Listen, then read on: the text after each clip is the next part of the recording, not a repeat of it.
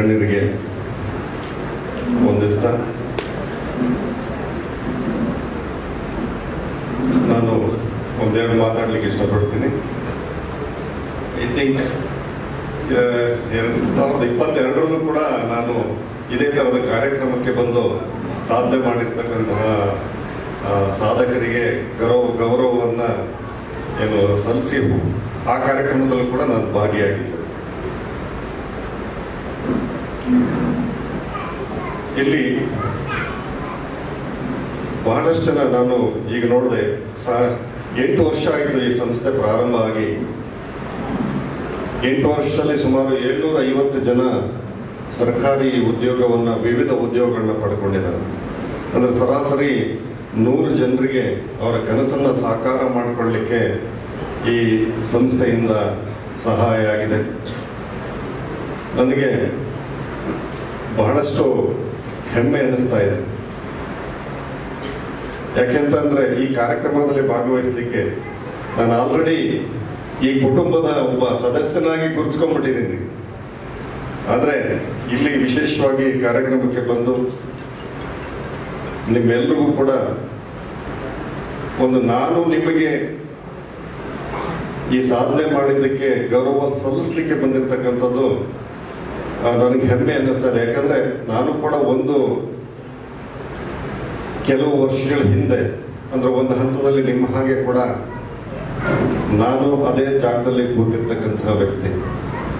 ಆದರೆ ಒಂದು ವ್ಯತ್ಯಾಸ ಏನಪ್ಪಾ ಅಂತಂದ್ರೆ ನಮಗೆ ಈ ರೀತಿ ಯಾವ ಕೋಚಿಂಗ್ ಕ್ಲಾಸ್ಗಳು ಕೋಚಿಂಗ್ ಇನ್ಸ್ಟಿಟ್ಯೂಷನ್ಸ್ಗಳು ಸಿಕ್ಕಿರಲಿಲ್ಲ.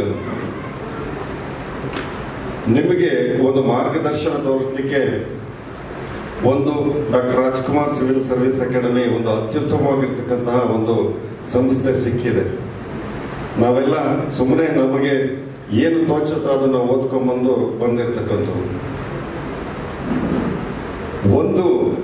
ನಾನು ನಿಮ್ಗೆ ಹೇಳಲಿಕ್ಕೆ ಇಷ್ಟಪಡ್ತೀನಿ, ಬಹಳಷ್ಟು ಜನ ಇಲ್ಲಿ ಗ್ರಾಮೀಣ ಪ್ರದೇಶದಿಂದ ಬಂದಿರತಕ್ಕಂತಹ ಸ್ಟೂಡೆಂಟ್ಸ್ ಜಾಸ್ತಿ ಇದ್ದೀರಾ. ದಯಮಾಡಿ ಈ ಯಶಸ್ಸು ಅಂತಕ್ಕಂಥದ್ದು ಸಾಧಕನ ಸೊತ್ತೇ ಹೊರತು ಸೋಮಾರಿಗಳ ಸೊತ್ತಲ್ಲ ಅಂತ ಹೇಳ್ತಾರೆ. ಯಾರು ಸಾಧನೆ ಮಾಡ್ತಾರೆ, ಯಾರು ಪ್ರಯತ್ನ ಮಾಡ್ತಾರೆ, ಯಾರು ಹಾರ್ಡ್ ವರ್ಕ್ ಮಾಡ್ತಾರೆ ಅವರಿಗೆ ಯಶಸ್ಸು ಕಟ್ಟಿಟ್ಟ ಬುದ್ಧಿ. ನಂದೇ ಒಂದು ಉದಾಹರಣೆ ಹೇಳಬೇಕು ಅಂತಂದ್ರೆ, ನಾನು ಇವಾಗ ಅಸಿಸ್ಟೆಂಟ್ ಕಮಿಷನರ್ ಆಫ್ ಪೊಲೀಸ್ ಆಗಿ ಕರ್ತವ್ಯವನ್ನು ನಿರ್ವಹಿಸ್ತಾ ಇದ್ದೀನಿ. ನಾನು ಸಬ್ ಇನ್ಸ್ಪೆಕ್ಟರ್ ಆಗಿ ಸೆಲೆಕ್ಟ್ ಆಗಿ ಬಂದಿರ್ತಕ್ಕಂಥದ್ದು. ಆದರೆ ಈಗ ನಾನು ACP ಆಗಿದ್ದೀನಿ ಅಂತಂದ್ರೆ ಅದು ನನ್ನಂತವನೇ ACP ಆಗಿದ್ದೀನಿ ಅಂತಂದ್ರೆ ನಿಮ್ಮಂಥವ್ರಿಗೆ ಇನ್ನ ದೊಡ್ಡ ಹುದ್ದೆಗೆ ಹೋಗ್ಲಿಕ್ಕೆ ಕಷ್ಟ ಏನಲ್ಲ. ಯಾಕೆ ನಾನು ನನ್ನ ಉದಾಹರಣೆ ಕೊಡ್ತಾ ಇದ್ದೀನಿ ಅಂತಂದ್ರೆ, ನಾನು 9ನೇ ಕ್ಲಾಸ್ನಲ್ಲಿ 2 ಸರಿ ಫೇಲ್ ಆಗಿರ್ತಕ್ಕಂಥದ್ದು. ಇಲ್ಲಿವರೆಗೂ ನಂದು 9ನೇ ಕ್ಲಾಸ್ ಪಾಸ್ ಆಗಿಲ್ಲ. 9th ಸ್ಟ್ಯಾಂಡರ್ಡ್ ನಾನು ಪಾಸ್ ಮಾಡ್ಲಿಕ್ಕೆ ಸಾಧ್ಯ ಆಗಿದೆ. ನಿಮ್ಗೊಂದು ಪ್ರಶ್ನೆ ಕಾಡ್ಬೋದು, ಹಾಗಾದ್ರೆ ಹೇಗೆ ಮುಂದಕ್ಕೆ ಓದಿದ್ರಿ ಅಂತ.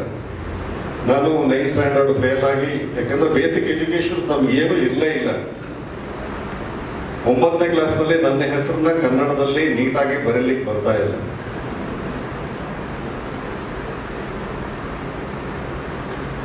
ಅವಾಗ ನಾನು ಎಲ್ಲ ಕೆಲಸಗಳನ್ನು ಕೂಡ ಮಾಡ್ಬಿಟ್ಟೆ. ನಾನು ಅಂದ್ರೆ ರಸ್ತೆಗೆ ಜಲ್ಲಿಕಲ್ಲು ಹೊತ್ತಾಗ್ಲಿಕ್ಕೆ ಹೋಗ್ತಿದ್ವಿ, ಅಂಗಡಿನಲ್ಲಿ ಹೋಟೆಲ್ ಸಪ್ಲೈಯರ್ ಆಗಿ, ಲಾರಿ ಕ್ಲೀನರ್ ಆಗಿ, ಥಿಯೇಟರ್ ಗೇಟ್ ಕೀಪರ್ ಆಗಿ ಎಲ್ಲ ಕೆಲಸಗಳನ್ನ ಮಾಡಿದ್ದೆ. ಬಟ್ ನನಗೆ ಒಂದು ಹಂತದಲ್ಲಿ ಅನ್ನಿಸ್ತು, ಎಲ್ಲ ವಿದ್ಯಾರ್ಥಿಗಳು ನನ್ನ ಜೊತೆಗಿರ್ತಕ್ಕಂಥ ನನ್ನ ಸ್ನೇಹಿತರೆಲ್ಲ ಕಾಲೇಜಿಗೆ ಹೋಗ್ತಾ ಇದ್ದಾರೆ, ನನ್ನ ಕೈಲಿ ಯಾಕೆ ಸಾಧ್ಯ ಇಲ್ಲ, ವಿದ್ಯೆ ಯಾಕೆ ನನ್ನ ತಲೆಗೆ ಹತ್ತಾ ಇಲ್ಲ. ಅವಾಗ ಯೋಚನೆ ಮಾಡಿದೆ, ಅವ್ರಿಗೂ ನನ್ನ ಹಾಗೆ ಒಂದೇ ತಲೆ, 2 ಕೈ, 2 ಕಾಲು, 2 ಕಣ್ಣಿಲ್ಲ, ನಾನು ಯಾಕೆ ಪ್ರಯತ್ನ ಮಾಡಬಾರ್ದು ಅಂತ 18 ವರ್ಷ ಬೇಸಿಸ್ ಮೇಲೆ 18 ವರ್ಷ ಆದ್ಮೇಲೆ ಡೈರೆಕ್ಟ್ ಆಗಿ SLC ಎಕ್ಸಾಮಿನೇಷನ್ ತಗೋಬೋದಿತ್ತು. ಅದೇ ತರ 18 ವರ್ಷ ಆದ ನಂತರ ನಾನು ಡೈರೆಕ್ಟ್ ಆಗಿ SLC ಎಕ್ಸಾಮಿನೇಷನ್ ತಗೊಂಡೆ. ಎಲ್ಲಾ ಸಬ್ಜೆಕ್ಟ್ಗೂ ಒಂದು ಟ್ಯೂಷನ್ ತಗೊಂಡೆ. ಟ್ಯೂಷನ್ ತಗೊಳ್ಳುವಾಗ ಅವರು 2+2 4 ಅಂದ್ರೆ ಎಸ್ ಅಂತಿದೆ, 2+2 5 ಅಂದ್ರೆ ಎಸ್ ಅಂತ ಇತ್ತು. ಆ ಸ್ಥಿತಿಯಲ್ಲಿ ಇದ್ದಂತಹ ನನ್ನ ಇದು. ಆದ್ರೆ ನಾನು ಗುರುಗಳು ಏನು ಹೇಳ್ಕೊಡ್ತಾರೆ ಅದನ್ನ ಮತ್ತೆ ಹೋಗಿ ಕೂತ್ಕೊಂಡು ಅದನ್ನು ನೋಟ್ ಮಾಡಿಕೊಂಡು ಮನೇಲಿ ಹೋಗಿ ಕೂತ್ಕೊಂಡು ಹೋಗ್ತಿದ್ದೆ. ಒಂದು ಹೇಳ್ತೀನಿ, ನನಗೆ ಗುರುಗಳ ಬಗ್ಗೆ ತುಂಬ ರೆಸ್ಪೆಕ್ಟ್. ಅವ್ರು ಹಿಂದೆ ಇದ್ರೆ ನಾನು ಈ ಸ್ಥಿತಿಗೆ ಬರಲಿಕ್ಕೆ ಸಾಧ್ಯ ಆಗ್ತಾ ಇರಲಿಲ್ಲ. ಅದಕ್ಕೆ ಗುರುವಿನ ಗುಲಾಮನಾಗುವ ತನಕ ದೊರೆಯದಣ್ಣ ಮುಖತಿ ಅಂತಾರೆ. ಗುರುವಿಗೆ ನಾವು ಸರೆಂಡರ್ ಆಗ್ಬಿಡ್ಬೇಕು. ಅವ್ರು ಏನು ಹೇಳ್ಕೊಡ್ತಾರೆ ಅವರಲ್ಲಿ ಇರ್ತಕ್ಕಂಥ ಆ ಎಲ್ಲ ಸಾರವನ್ನು ನಾವು ಹೀರ್ಕೋಬೇಕು. ಸೊ ಆ ಥರ ನಾನು 18 ಇಯರ್ಸ್ ಬೇಸಿಸ್ನಲ್ಲಿ SSLC ಎಕ್ಸಾಮಿನೇಷನ್ ತಗೊಂಡು ಒಂದೇ ಸಾರಿ ನಾನು ಸೆಕೆಂಡ್ ಕ್ಲಾಸ್ನಲ್ಲಿ ಪಾಸ್ ಮಾಡಿದೆ. ಆನಂತರ PUC ಹೈ ಫಸ್ಟ್ ಕ್ಲಾಸ್ನಲ್ಲಿ ಮಾಡಿದೆ. ಡಿಗ್ರಿ ಗೋಲ್ಡ್ ಮೆಡಲ್ ತಗೊಂಡೆ. ಮಾಸ್ಟರ್ ಡಿಗ್ರಿ ಮಾಡಿದೆ. ಮಾಸ್ಟರ್ ಡಿಗ್ರಿ ಮಾಡಿ ಡಿಗ್ರಿ ಕಾಲೇಜು PU ಕಾಲೇಜ್ ಸ್ಟೂಡೆಂಟ್ಸಿಗೆ ನಾನು ಪಾಠವನ್ನು ಮಾಡಿದೆ. ಆನಂತರ ಸಬ್ ಇನ್ಸ್ಪೆಕ್ಟರ್ ಎಕ್ಸಾಮಿನೇಷನ್ ಬಂತು. ಅದನ್ನು ಅಟೆಂಡ್ ಮಾಡಿದೆ, ಸೆಲೆಕ್ಟ್ ಆದೆ. ಸ್ಪೋರ್ಟ್ಸ್ನಲ್ಲಿದ್ದೆ. ನನಗೆ ಫಿಸಿಕಲ್ ಆ್ಯಕ್ಟಿವಿಟೀಸ್ ನನಗೆ ಕಷ್ಟ ಏನು ಆಗಲಿಲ್ಲ. ನಾನು 3 ಇಯರ್ಸ್ ಯೂನಿವರ್ಸಿಟಿ ರೆಪ್ರೆಸೆಂಟ್ ಮಾಡಿದ್ದೆ ವಾಲಿಬಾಲ್ ಗೇಮ್ನಲ್ಲಿ. ಯೂನಿವರ್ಸಿಟಿ ಕ್ಯಾಪ್ಟನ್ ಆಗಿದ್ದೆ. ಸೊ ಇದನ್ನೆಲ್ಲ ಯಾಕೆ ಹೇಳ್ತಾ ಇದ್ದೀನಿ ಅಂತಂದರೆ, ನನಗೆ ನನ್ನಂಥವನ್ನೇ ಈ ಸ್ಥಾನಕ್ಕೆ ಬಂದು ರೀತಿಯಲ್ಲಿ ಭಾಷಣ ಮಾಡ್ತೀನಿ ಅಂದರೆ ನೀವು ಇನ್ನೂ ಹೆಚ್ಚಿನ ಸ್ಥಾನಕ್ಕೆ ಏರೋದ್ರಲ್ಲಿ ಯಾವುದೇ ಸಂಶಯ ಇಲ್ಲ. ಅದನ್ನು ದಾರಿ ತೋರಿಸ್ಲಿಕ್ಕೆ ನಿಮಗೆ ಈ ಸಂಸ್ಥೆ ಇದೆ. ಒಳ್ಳೆ ನಮ್ಮ ಗುರು ಯುವರಾಜ್ ಕುಮಾರ್ ಅದನ್ನು ತುಂಬ ವ್ಯವಸ್ಥಿತವಾಗಿ ನಡೆಸ್ಕೊಂಡು ಹೋಗ್ತಾ ಇದ್ದಾರೆ. ರೂಪಾಲಿ ಮೇಡಮ್ ನಾವು ಯಾವಾಗ ಕರೆದ್ರು ಕೂಡ, ನಾನು Kuvempu university alumni association president. ನಾನು ಅಲ್ಲಿ ಕೂಡ ಈ ಸಂಸ್ಥೆಯ ಏನು ಈ ಫ್ಯಾಕಲ್ಟಿ ಏನಿದೆ ಅವ್ರನ್ನ ಕರ್ಕೊಂಡೋಗಿ ಅಲ್ಲಿ ವರ್ಕ್ಶಾಪ್ ಮಾಡಿ 2 ಸರಿ ಮಾಡಿಸ್ದೆ ನಾನು ಅಲ್ಲಿ ಕುವೆಂಪು ಯೂನಿವರ್ಸಿಟಿನಲ್ಲಿ. ತುಂಬ ಒಳ್ಳೆಯ ರೆಸ್ಪಾನ್ಸು. ತುಂಬ ಜನ ಸ್ಟೂಡೆಂಟ್ಸು ಈಗಲೂ ಕೂಡ ಡಿಮ್ಯಾಂಡ್ ಇದೆ. ನನಗೆ ಟೈಮ್ ಆಗಲಿಲ್ಲ, ಈಗ 2-3 ಕಡೆಗೆ ಇನ್ನೂ ಮಾಡಿ ಅಂತ ಹೇಳಿ ಇದನ್ನು ಮಾಡ್ತಾ ಇದ್ದಾರೆ. ಇಂತಹ ಸಂಸ್ಥೆ ನಿಮಗೆ ಸಿಕ್ಕಿರ್ತಕ್ಕಂಥದ್ದು ಅದೃಷ್ಟ. ಇದನ್ನು ಸದುಪಯೋಗ ಪಡಿಸ್ಕೊಳ್ಳಿ. ಎಲ್ಲರೂ ಸಾಧನೆ ಮಾಡಿ. ದಯಮಾಡಿ ನೀವು ಈ ಸಂಸ್ಥೆಯಿಂದ ಮಾರ್ಗದರ್ಶನವನ್ನು ಪಡೆದು ಗೌರ್ಮೆಂಟ್ ಜಾಬ್ ಸೆಲೆಕ್ಟ್ ಆದಾಗ ದಯಮಾಡಿ ಸಂಸ್ಥೆಯನ್ನು ಮರಿಬೇಡಿ.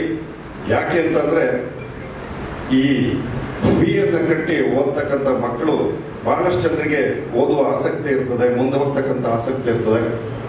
ಅವರನ್ನೇ ನಾವು ಏನು ಈ ರೀತಿ ಮಾರ್ಗದರ್ಶನ ಪಡ್ಕೊಂಡು ಗೌರ್ಮೆಂಟ್ ಜಾಬಿಗೆ ಬಂದಿರ್ತೀವಿ, ದಯಮಾಡಿ ನೀವು ಕೂಡ ಅವರಿಗೆ ಮಾರ್ಗದರ್ಶನ ಮಾಡಿ ಸಾಧ್ಯವಾದಷ್ಟು ಅವರಿಗೆ ಇಲ್ಲಿ ನಾನು ರಿಕ್ವೆಸ್ಟ್ ಮಾಡ್ಕೊಂಡಾಗೆಲ್ಲ ಪಾಪ ಮೇಡಮ್ ಕಡಿಮೆ ಮಾಡಿ ಫೀಸ್ ಎಲ್ಲ ತುಂಬ ಜನರನ್ನ ನಾನು ಕಳಿಸ್ಕೊಟ್ಟಿದ್ದೀನಿ ಈ ಸಂಸ್ಥೆಗೆ. ಅವ್ರ ಕಡಿಮೆ ಮಾಡಿ ಆ ಫೀಸನ್ನು ಅವರು ಸ್ಟೂಡೆಂಟ್ಸ್ ತಗೊಂಡಿದ್ದಾರೆ. ಕೆಲವು ನಾನು ಅವ್ರಿಗೆ ಹೇಳ್ದೇನೆ ನಾನೇ ಸ್ಟೂಡೆಂಟ್ಸ್ ಕೈಯಲ್ಲಿ ಕೊಟ್ಬಿಟ್ಟು ಅಮೌಂಟನ್ನು ಕಳಿಸ್ಕೊಟ್ಟಿದ್ದೀನಿ. ನೀವು ಕೂಡ ಅದನ್ನು ಮಾಡಿ ಬಡ ಮಕ್ಕಳಿಗೆ ಸಹಾಯವನ್ನು ಮಾಡಿ. ಡಾಕ್ಟರ್ ರಾಜ್ಕುಮಾರ್ ಅವರ ಒಂದು ವ್ಯಕ್ತಿತ್ವ ಇದೆಯಲ್ಲ, ಅದು ನಿಮ್ಮೆಲ್ಲರಲ್ಲೂ ಬರಲಿ. ಅವ್ರಿಗೂ ಅಷ್ಟೇ ಯಾರು ಕೂಡ ಹಸ್ಕೊಂಡಿರಬಾರ್ದು, ಯಾರು ಕೂಡ ಕಣ್ಣೀರಾಗಬಾರ್ದು. ಅದು ಅವರ ಒಂದು ವ್ಯಕ್ತಿತ್ವ, ಅವರ ಉದ್ದೇಶ. ಆ ಮಹನೀಯರ ಒಂದು ಹೆಸರಿನಲ್ಲಿ ಸ್ಥಾಪನೆ ಆಗಿರ್ತಕ್ಕಂತಹ ಈ ಸಂಸ್ಥೆ ಈ ನಮ್ಮ ಕರ್ನಾಟಕದಲ್ಲಿ ಇದು ಆಗೋಕ್ಕಿಂತ ಮೊದಲು ಎಲ್ಲ ಡೆಲ್ಲಿಗೆ ಹೋಗ್ಬೇಕಿತ್ತು ಕಾಂಪಿಟೇಟಿವ್ ಎಕ್ಸಾಮಿನೇಷನ್ಗೆ ಟ್ಯೂಷನ್ ತಗೊಳ್ಳೋದಕ್ಕೆ. ಇಲ್ಲಿ ಬಂದ ಮೇಲೆ ಈ ಸಂಸ್ಥೆ ಸ್ಥಾಪನೆ ಆದಮೇಲೆ ಎಲ್ಲ ಒಳ್ಳೆ ನಾಯಕರುಗಳ ಥರ ತುಂಬ ಸಂಸ್ಥೆಗಳು ಹುಟ್ಕೊಂಡು ಕೆಲವು ಗುಣಮಟ್ಟದ ಇದನ್ನು ಶಿಕ್ಷಣವನ್ನು ಮಾರ್ಗದರ್ಶನ ಕೊಡ್ತಾ ಇದ್ದಾರೆ. ಕೆಲವು ಸುಮ್ಮನೆ ಹೆಸರಿಗಷ್ಟು ನಾಮಕಾವಸ್ಥೆ ಆಗ್ತಾ ಇದೆ.